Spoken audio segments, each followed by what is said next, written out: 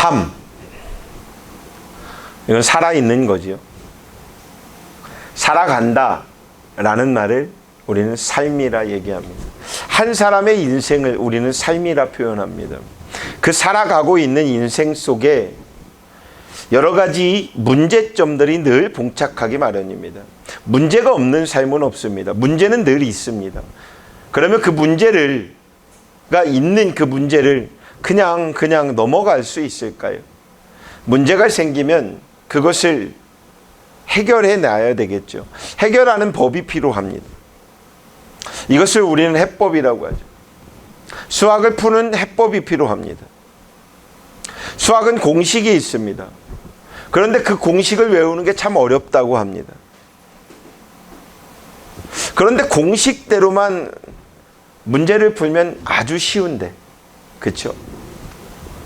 인생의 공식이 있습니다. 그 공식은 성경의 말씀이라고 저는 과감없이 말씀드립니다. 아닌가요? 어째 갑자기 다 땅을 쳐다보고, 아닌가요? 인생을 살아가는 가장 행복한 공식법은 말씀입니다. 말씀대로 살아가면 모든 어떠한 문제가 봉착이 되더라도 그 해법을 찾아낼 수가 있습니다. 그것이 바로 뭐냐? 믿음이라는 것입니다. 사랑하는 여러분, 믿음으로 해법을 간구해 나가시길 주의 이름으로 축원합니다. 예수님의 부활 사건을 경험한 제자들은 믿음이 충만해졌습니다. 부활의 사건, 십자가의 사건, 그 전에도 그들은 예수님과 동행하면서 살았고 수많은 기적을 경험했습니다. 가나안 혼인잔치부터 경험을 해서 정말 많은 경험을 했습니다. 눈으로 봤습니다. 죽었던 나사로가 살아난 것도 봤습니다. 오병이어의 기적도 봤습니다. 수많은 사건들을 봤습니다. 그런데 예수님의 말씀도 그들은 기억했었습니다. 예수님이 십자가에 못 박혀 죽으실 것을 알고 있었고 들었고 부활하시는 것도 들었습니다. 그런데 그들은 예수님께서 돌아가셨을 때, 십자가에 달리셨을 때 그들은 도망쳤습니다. 그리고 나서 3일 만에 부활의 사건이 일어났지요. 그 부활의 경험을 하며 그때의 예수님께서 말씀하신 그 말씀들이 기억이 납니다. 그러니까 중요한 것은요, 믿음이라는 것은 들었어야 돼요. 알아야 돼요. 배워야 돼요. 듣고 배우지 못하면 믿음이 어떻게 생길까요? 하나님이 살아계심을 우리가 어떻게 알까요? 제자들은요, 예수님의 손에 난 그 못자국, 옆구리에 있는 창자국을 보며 그분과 대화까지 하기도 했습니다. 하지만 도마는 예수님이 나타나신 날 다른 곳에 있었기 때문에 예수님을 자기 눈으로 직접 보지 못했습니다. 다른 제자들이 도마에게 예수님이 살아나셨고 예수님을 우리가 만났고 예수님이 그렇게 부활하셨던 그 모든 것들을 이야기를 하는데도 도마는 믿지 않았습니다. 간혹 학교에 가서도요, 선생님이 잘 가르쳤는데도요, 애들이 정답을 못 맞추는 애들이 많아요. 왜? 딴 생각하고 딴짓하니까요. 가르친 대로 배워야 되는데, 가르친 대로 배워야 되는데 가르친 대로 머리에 입력을 안 하면 이렇게 도마와 같기도 하다라는 거죠. 도마는 예수님의 부활을 믿는 것에 조건을 달아버립니다. 오늘 본문의 말씀을 보면 그것은 예수님의 손에 난 그 못자국에 내가 손을 넣어보고 옆구리에 난 그 창자국에 손을 넣어보아야만, 내가 만져보아야만 내가 확신하지, 난 니들 말을 못 믿겠는데.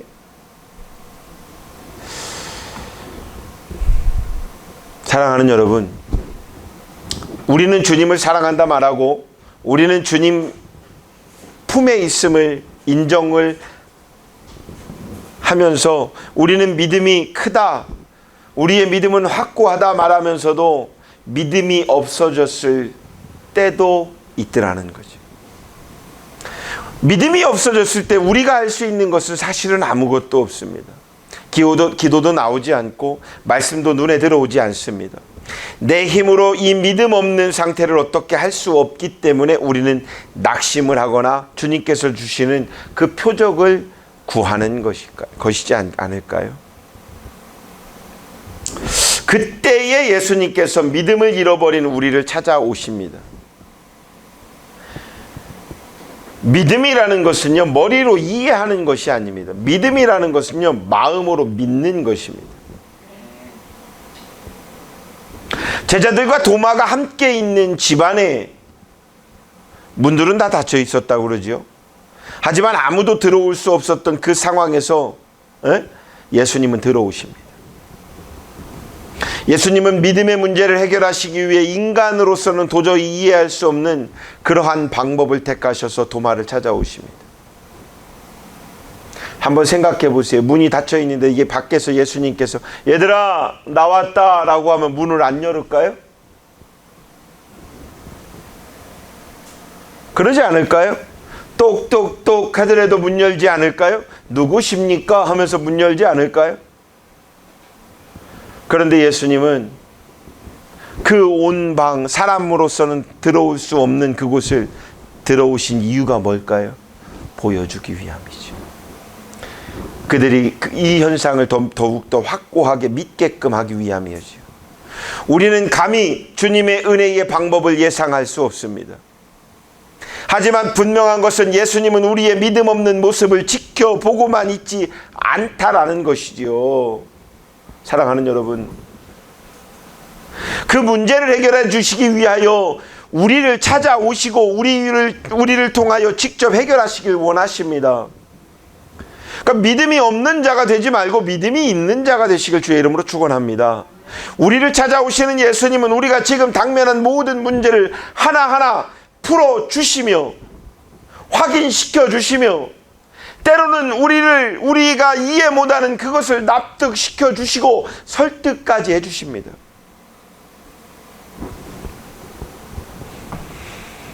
사랑하는 여러분, 예수님께서는요, 도마가 제시한 믿음의 조건을 하나하나 증명해 주셨잖아요. 도마가 이야기합니다. 그 제자들 친구들에게, 야, 니들이 봤다고? 내가 못 봤으니까 나는 못 믿겠는데? 그래? 손자국에 십자가 자국, 못자국이 있었다고? 옆구리에 창자국이 있었다고? 내가 만져볼 거야.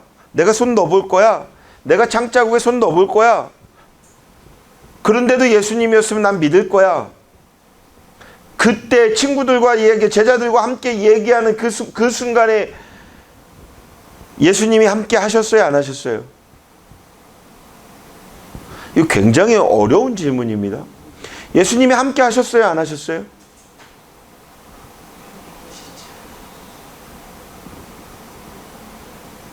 대답 안 하는 사람들은 뭡니까? 뭐 이렇게 쉬운 질문을 묻습니까? 도대체 이해가 안 됩니다라고 할까요? 뭘까요?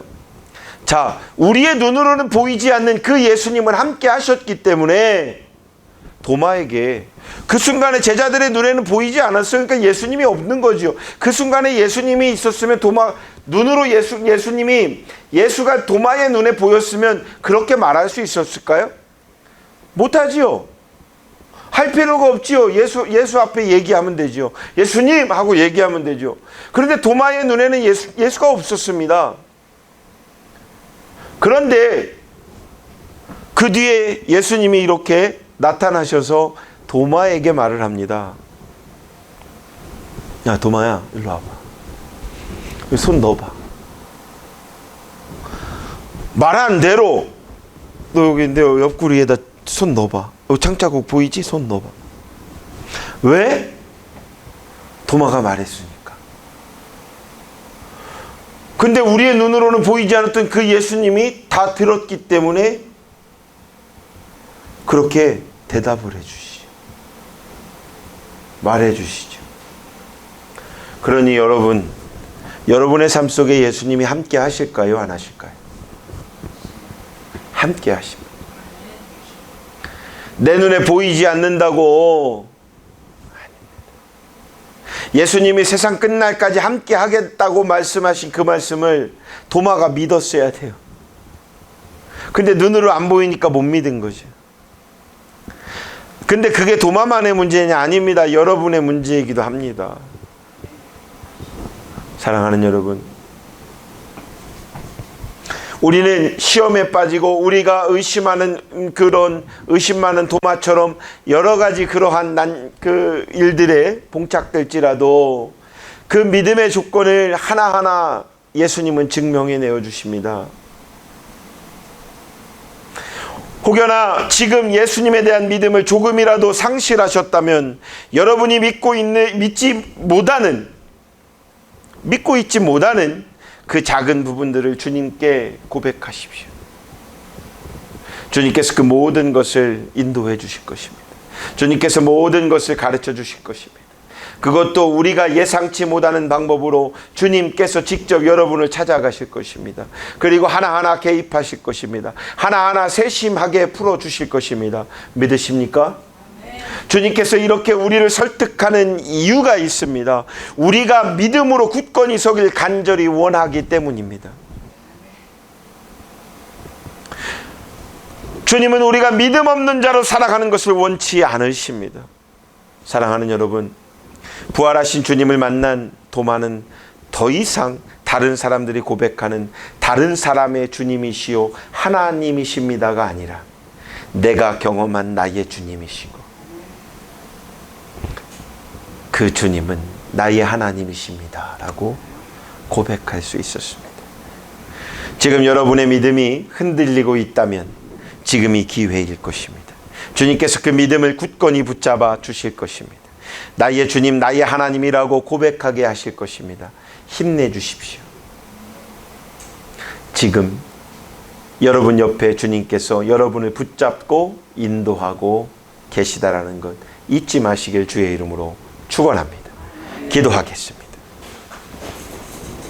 사랑하는 아버지 하나님, 도마의 믿음 없음을 믿음 충만함으로 바꾸신 것처럼 우리의 믿음 없는 삶이 믿음 충만한 삶으로 변화되길 간절히 원합니다. 예수 그리스도의 이름으로 감사하며 기도드렸사옵나이다. 아멘.